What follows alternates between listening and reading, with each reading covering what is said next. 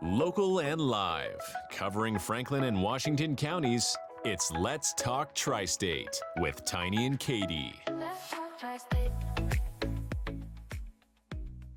Our first guest today is from a company called Leg Up Farm, and we have CEO Jen Hitz here with us today. I really was enjoying reading about Leg Up Farm and what you offer. It's really unique and different. So just walk us through what is it and what's your mission? Sure. Well, Leg Up Farm is a pediatric therapy center for children with special needs.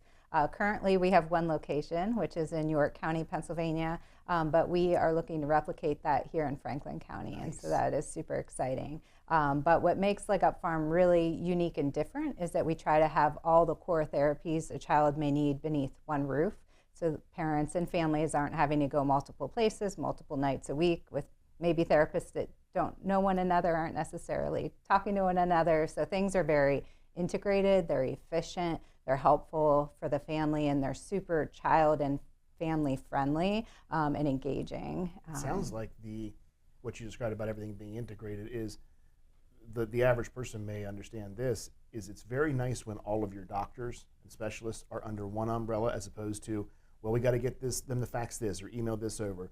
Whereas nowadays, most places, you go and hit a button and your file comes up and everything's in there.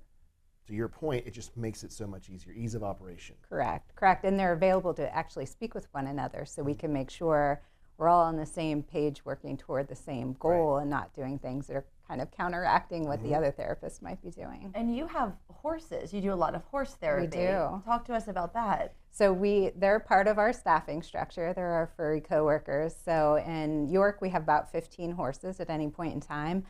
We do something called therapeutic horsemanship, which is riding. And then we also do something called equine-assisted psychotherapy, which is where we have staff that have received specialized training, both mental health professionals and equine professionals, to do therapy with horses. So if traditional talk therapy isn't your thing, you need to be active, moving. That's how I am. I would not want someone sitting, staring at me like this, right, talking about my personal things. But being able to be active and engaged and doing things, it makes a really big difference because you can work through things experientially. So are you still getting you said it's a certified trainer, correct, certified in that field. Are they still getting the counseling aspect of it, but it's just they're doing something while they're correct doing it? So it's almost a distraction type thing? Yeah, so they're not actually riding. They're in a ring with horses that are completely untethered, that are walking in and around them.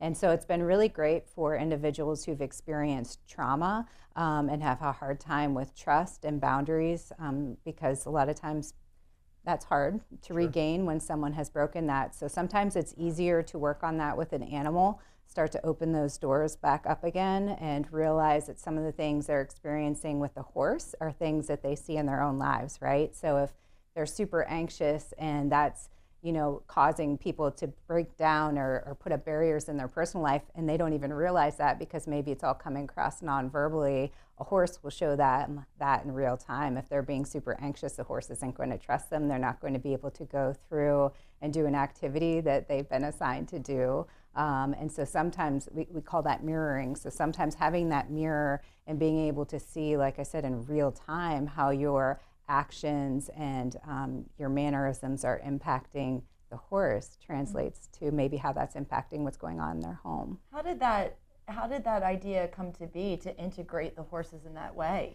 So it actually came about by expanding a little bit outside of our mission. So we had a child with special needs whose father was returning to civilian life after active duty as a U.S. military veteran and was having a really hard time acclimating back into the family. And so we brought in the whole family to the child's session and just started seeing how that changed the dynamics in the family, and started doing research and found out there was a whole line of certifications, and it was a real thing, that it wasn't just something we saw, but it was something that internationally other people were seeing. And so we decided this would be a really great add-on feature to be able to offer to the families we serve. I think to elaborate just a bit on that, is some people may not understand what's happening with the father.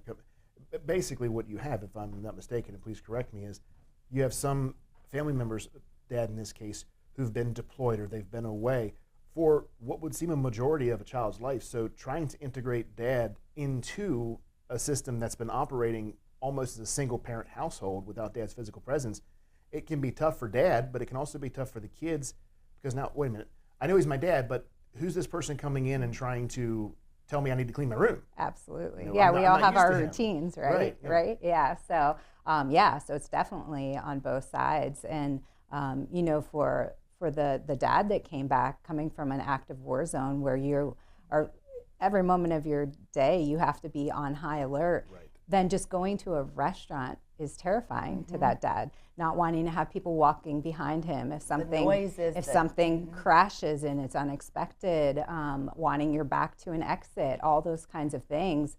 It makes the family dinner all of a sudden unenjoyable for that parent, which then, whether they're communicating that verbally or not, it comes across. Now all of a sudden that family dinner that they would look forward to going out and having isn't fun. And so being able to help them through some of that and realize that, as a horse is walking all in and around you and behind you, and that we would never put you in an unsafe situation, but talking through what feelings you're having in that moment can then translate to other settings. It's really amazing. It is. Yeah. And there are people, I believe I asked this, but I just want to make sure, while all of this is happening, it's not just left to the person to realize what's happening. Correct. They're being, I would say taught, but they're being coached through what you just said. Basically, is being said to them. Now you'll notice that they're putting a real world spin to this. Correct? It's not just they're out there with the horse and just by virtue of being there in osmosis, they just.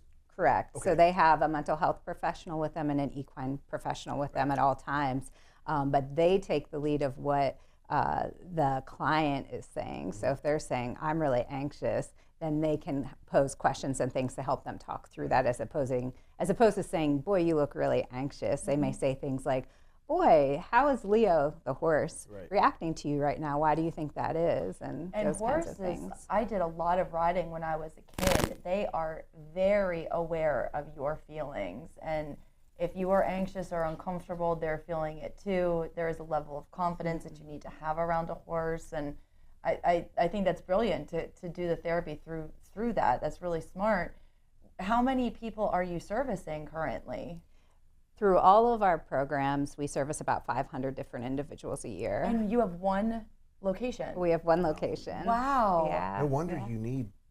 I'm assuming that moving down here, that there's a need for that. There is. We were actually sought after to come and replicate. So it's nice because it's far enough away that it's a whole different set of individuals who need the service, but it's close enough that I drove here today to chat with you guys, right? So it's close enough that we can carry over our philosophy and our culture and make sure that ripple effect of how we do things carries over to the next facility. What are some other services that you offer outside of the equine? Sure. So we offer physical therapy, occupational therapy, speech therapy, traditional mental health services, nutrition counseling.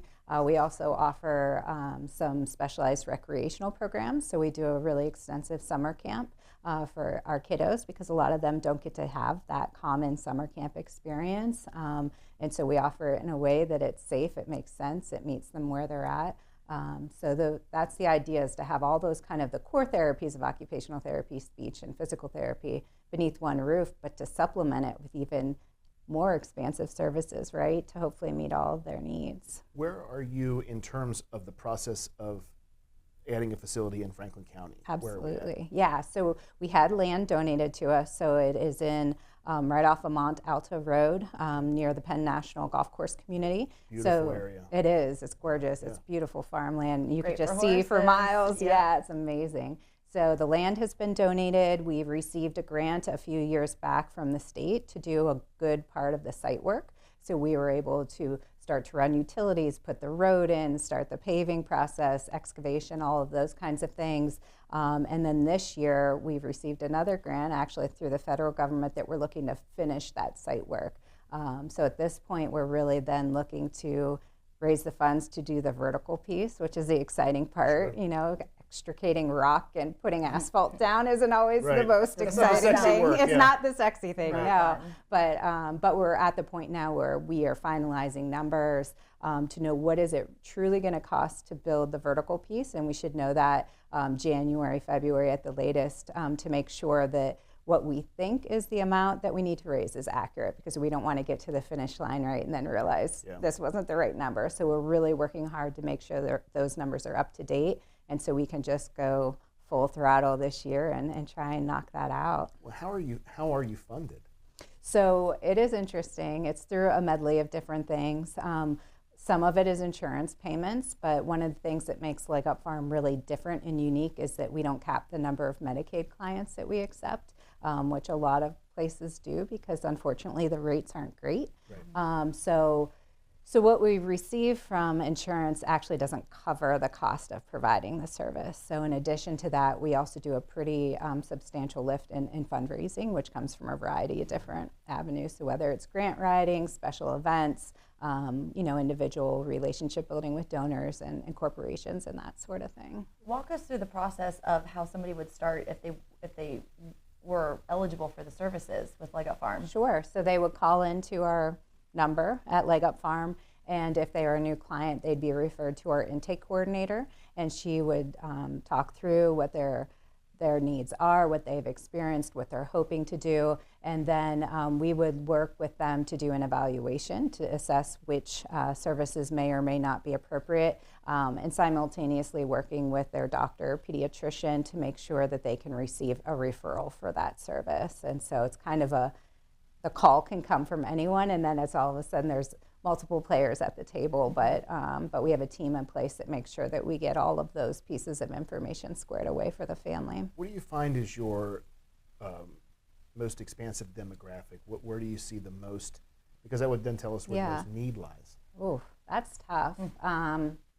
It really ranges, honestly, and even ranges within the treatment that we provide. So I'll say, so for example, with therapeutic riding, 5 to 13 tends to be kind of our sweet spot with kids that are interested in that. But then I look at other services, and we've had clients as young as 9 days old come in for physical therapy or speech therapy from a feeding specialist aspect. So some of our speech therapists are trained in how to help a child that might have some failure to thrive issues or things along those lines. I think what the beauty of it is that a lot of it's about education. So it's knowing.